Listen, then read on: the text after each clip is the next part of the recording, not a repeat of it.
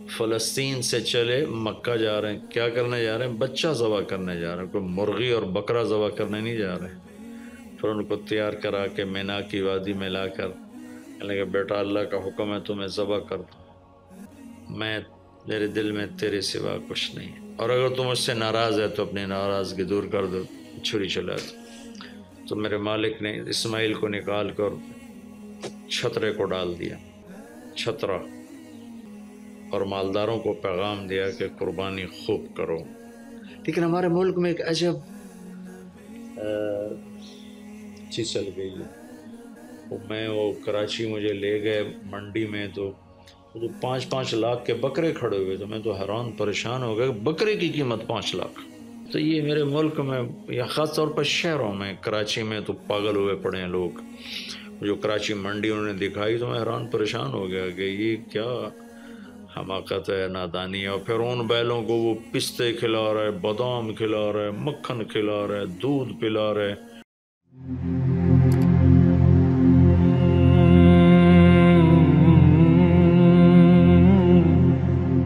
تو ان 10 دنوں میں عبادت کا ذوق بڑھنا چاہیے، نوافل بڑھائے جائیں، ذکر بڑھائے جائے، تلاوت بڑھائی جائے، ہمت ہو تو روزے رکھے جائیں، خاص طور پہ 9 تاریخ کا روزہ پچھلے سال کے سارے گناہ معاف ہو جاتے ہیں، یہ ایک دن کا جو روزہ ہے۔ پھر اس کا دوسرا جو بڑا عمل ہے وہ قربانی ہے، اور یہ قربانی آدم علیہ السلام سے چلی آ رہی۔ وَاتْلُ عَلَيْهِمْ نَبَأَ ابْنَيْ آدَمَ بِالْحَقِّ إِذْ قَرَّبَا قُرْبَانًا فَتُقُبِّلَ مِنْ أَحَدِهِمَا وَلَمْ يُتَقَبَّلْ مِنَ الْآخَرِ۔ اس قربانی کی بنیاد تو آدم علیہ السلام سے پڑی ہے، لیکن ہمیں جو حکم ملا وہ سنت ابیکم ابراہیم، وہ ابراہیم علیہ السلام کی سنت ہے قربانی۔ ایک بہت خوبصورت قصہ ہے اور بہت عجیب و غریب قصہ ہے کہ اللہ پر سب کچھ لگا دینا۔ ایک شخص کو اولاد کے لیے دعا مانگتے مانگتے مانگتے کچھ 60 برس گزر گئے، 65 برس گزر گئے۔ رب ہب لی من الصالحین، یا اللہ مجھے نیک اولاد دے دے، نیک اولاد دے دے۔ نیک اولاد میری 84 سال کی عمر میں، اللہ نے 84 سال کی عمر میں بیٹا دیا۔ بڑھاپے کی اولاد تو دل پکڑ لیتی، اور ابھی چند دن نہیں گزرے تھے کہ اللہ نے کہا جاؤ اسے چھوڑ کے آؤ۔ یہ کہاں چھوڑ کے آؤں؟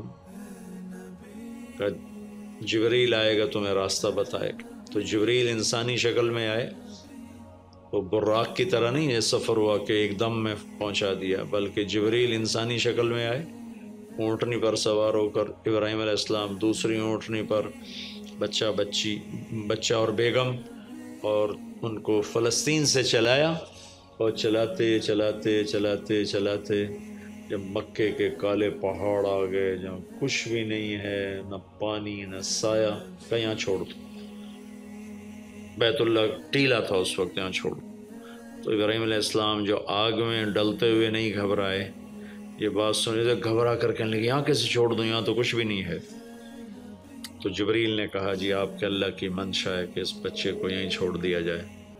تو انہیں وہیں چھوڑا اور واپس چل دیا۔ اور حضرت حاجرہ حیران پریشان ہو گئی کہ کہاں چھوڑ کے جا رہے ہو، کیوں چھوڑ کے جا رہے ہو؟ جواب ہی نہیں دے رہے۔ 3 میل ان کے ساتھ چلتے نہیں، وہ جواب ہی نہیں دے رہے۔ 3 میل کے بعد ان کو یاد آئی یہ تو اللہ کے نبی ہیں۔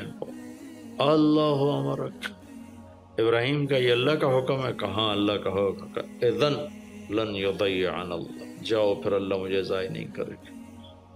اس طرح بنیاد رکھی، بچے کو ایسے جنگل میں چھوڑا۔ جب وہ بڑے ہو گئے تب حکم آیا جاؤ ذبح کرو۔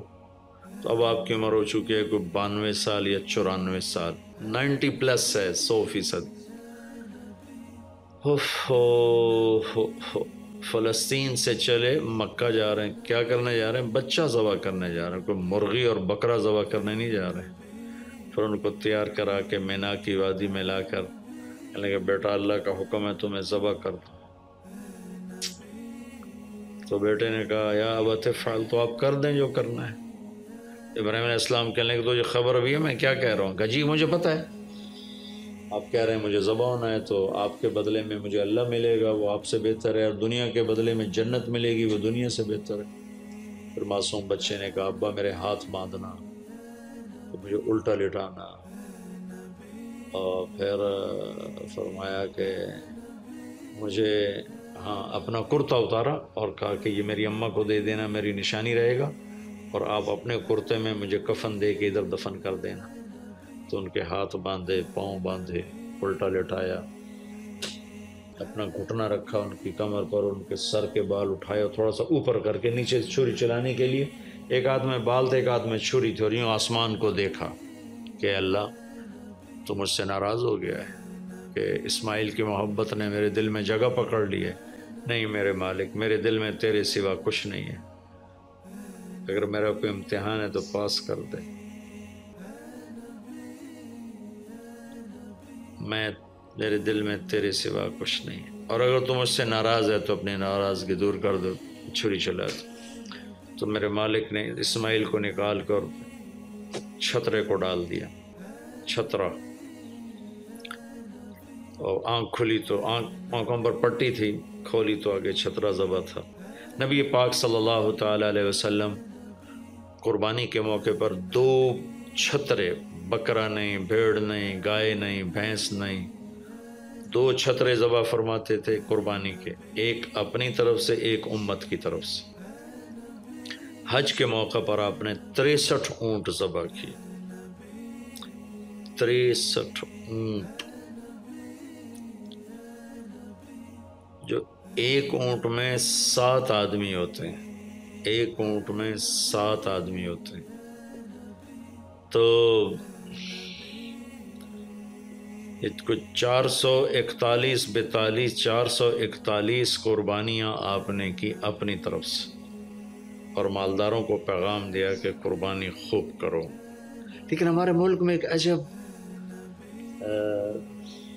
چیز چل گئی ہے، بیل لے لیا، 20 لاکھ کا بیل لے لیا، یہ صرف فخر ہے، ریا ہے اور بناوٹ ہے، دکھاوا ہے۔ آپ 20 لاکھ کے بکرے خریدیں تاکہ غریبوں کو گوشت پہنچے، 20 لاکھ کا ایک بیل لے کے تو آپ نے کون سا سمجھداری کا، عقل مندی کا کام کیا؟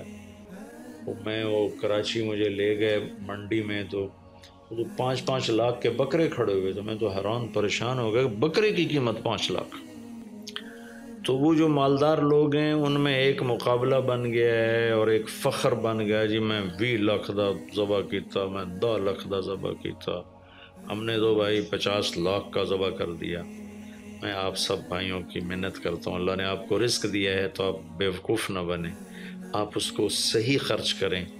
آپ 20 لاکھ کے جانور خریدیں، 20 لاکھ کے آپ بکرے لے لیں، 20 لاکھ کے آپ عام درجے کی گائے لے لیں، آپ بھیڑے لے لیں، آپ اونٹ لے لیں، بیل لے لیں، 20 لاکھ کے بیل لے لیں، تو کتنی بڑی قربانی ہوگی اور کتنے غریبوں تک وہ کھانا جائے گا۔ 20 لاکھ کا ایک بیل لے کر آپ نے کیا کمایا؟ کون سی نیکی کمائی آپ نے؟ تو میں اگر کوئی میری بات پہنچ جاتی ہے کسی ایسے میرے بھائی تک جو ایسا شوقین ہے، یقیناً اس نے اللہ کے لیے بہت بڑا قدم اٹھایا کہ 20 لاکھ خرچ کر دیے ہیں، لیکن تھوڑی سی نادانی سے کام لیا ہے، بلکہ بہت بڑی نادانی سے کام لیا ہے کہ 20 لاکھ صرف 4-5 من 10 من گوشت پہ لگا دیے، جبکہ اس میں سے 1000 من گوشت نکل سکتا تھا اگر وہ 20 لاکھ کے بکرے لے لیتے، 20 لاکھ کی بھیڑیں لے لیتے، چھترے لے لیتے، دمبے لے لیتے، 20 لاکھ کی گائے عام خرید لیتے، وہ بچھڑے لے لیتے، تو کتنے غریبوں تک یہ گوشت چلا جاتا۔ تو یہ میرے ملک میں یا خاص طور پر شہروں میں، کراچی میں تو پاگل ہوئے پڑے ہیں لوگ، جو کراچی منڈی انہوں نے دکھائی تو میں حیران پریشان ہو گیا کہ یہ کیا حماقت ہے، نادانی ہے۔ اور پھر ان بیلوں کو وہ پستے کھلا رہا ہے، بادام کھلا رہا ہے، مکھن کھلا رہا ہے، دودھ پلا رہا ہے، وہ بیچارہ بیل بھی تھک موٹا ہو بیچارہ تھک کے کھڑا ہوتا ہے، میں نے جلدی فارغ کرو، ذبح کرو، اس کی جان پسی ہوتی ہے۔ تو میں مالدار بھائیوں سے عرض کرتا ہوں کہ ایسی نادانی کے کام نہ کریں، اس قربانی کو اس طرح کریں کہ غریبوں کے لیے ایک دن اللہ نے رکھا ہے تو اس طرح کریں کہ غریبوں کو نفع پہنچے۔